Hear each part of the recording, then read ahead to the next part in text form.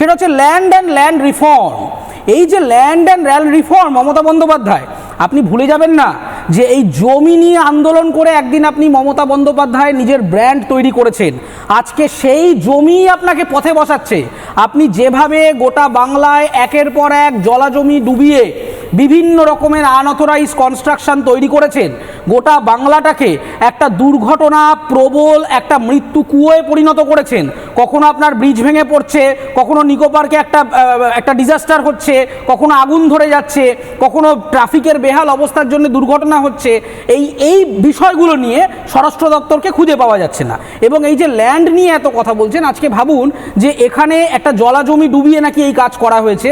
তারপরে দেখুন একটা ফুড ইন্ডাস্ট্রি, তার পাশেই গুদমে নাকি ডেকোরেটর তার জিনিসপত্র রাখছে।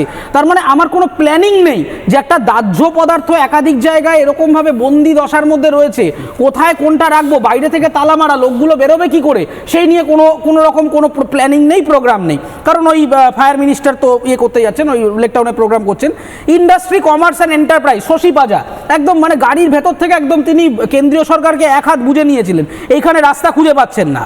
আচ্ছা, micro small and medium enterprise Shri Chandranath Sinha খুঁজে পাওয়া যাচ্ছে না।